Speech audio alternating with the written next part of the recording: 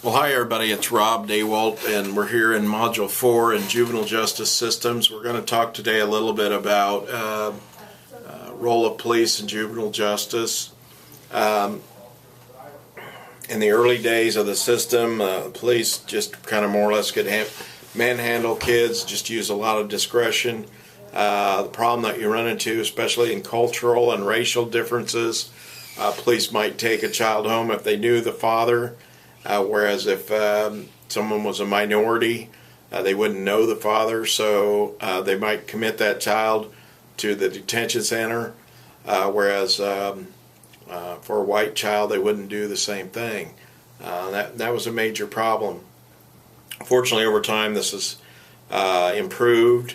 There's more of an awareness. There's more minority hiring. There's better work being done in this area. But the big thing about it too is that you've got to understand that police have a lot of what they call curbstone justice, which means they use a lot of discretion.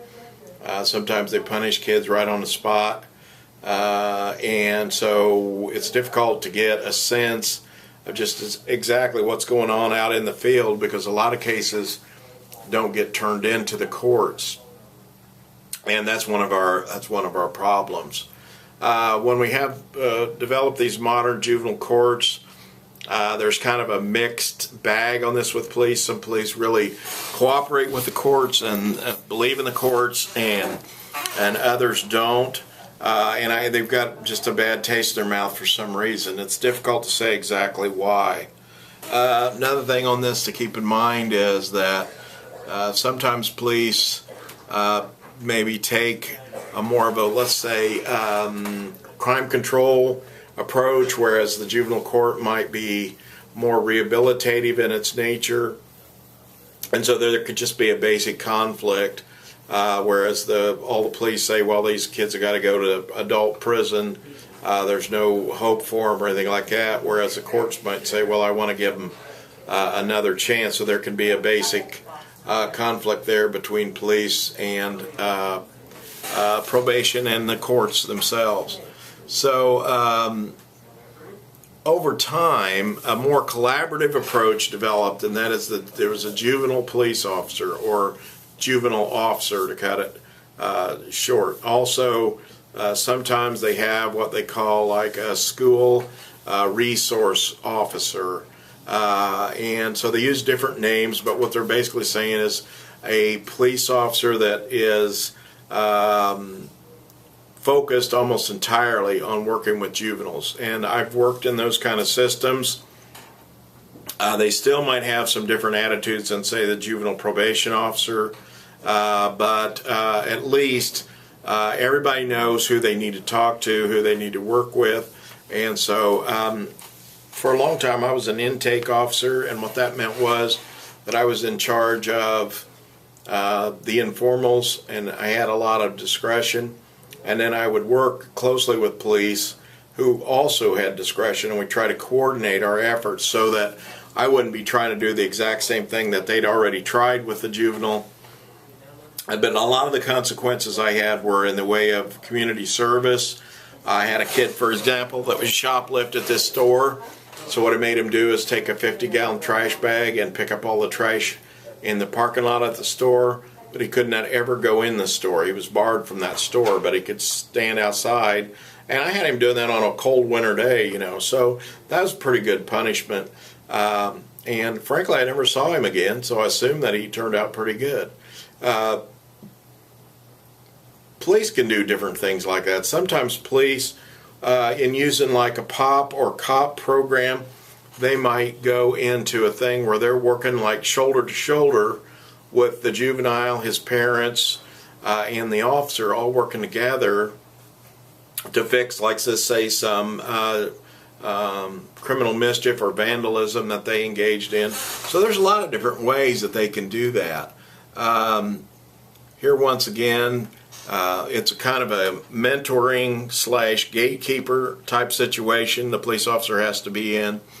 And so police have to be very careful, and you have to have the right police officer as far as his feelings and attitudes, some police just kind of want to show off to these kids, and well, I can tell you what to do, and so on and so on, and that just really isn't getting the job done. Whereas other ones that really do, like, care about the kids and really want to help the kids, they kind of seem to blend in better with what's going on in juvenile court.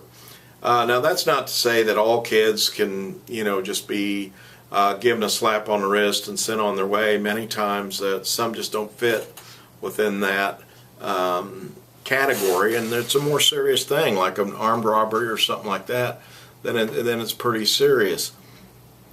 Other things that come out in this is that you've seen the growth of the program. It started in Los Angeles. It's called the DARE program, started in 1983. It really was just came right out of the police in Los Angeles. They've spent something like $64 billion on this program, and then what ended up coming out of it was that studies were done by the University of Michigan. It's totally ineffective. If anything, it's actually caused more problems than it's helped. They've actually created criminals because kids that hadn't even ever heard of drugs, now suddenly they know about drugs because the police officer told them. Another program is GREAT, G-R-E-A-T, and the approach of it is not out of the police department. More so, it's more from the teaching side, the education side. It tries to deal with the gang programs, and basically it might be a little bit better in the context that it's better thought out, better researched, and it's more collaborative. So in other words, the police don't come in and just do their thing. It's actually the police and the educator, the teacher, the school trying to work together. So there seems to be somewhat better success with GREAT than with DARE. And so basically those are the kind of things. I think the programs are good, but I think that what you need to do is be very, very careful, think this stuff through, work these things out, and make sure that it's going to be a success. Well, sometimes when I work with police, I got along great. Other times I didn't. It's just like anything else. It's personalities. There's human beings. The juvenile judge is a human being, even though he sometimes might seem like God to a kid. And the same way with the police. They are fallible. They make mistakes. Sometimes they can be a little bit overbearing, but it's all about really trying to collaborate, work together. The word collaborate is coming up more and more things we do. If we want to solve problems, we've got to work together. Well, I hope you've had some good come of watching this video. Trying to come out with one of these every week, so I hope that it's somewhat helpful, at least in trying to understand what's going on here and what the gist of the class material is for this week. One thing you might want to do is look around in your own community for the discussion board, see what's going on in your community. What are they using? Are they using DARE? Do they have a resource officer? Do they have a police officer that is devoted 100% of the time to juvenile court? Check it all out and then share with us in the discussion board. Thanks for watching. I'll check in with you later.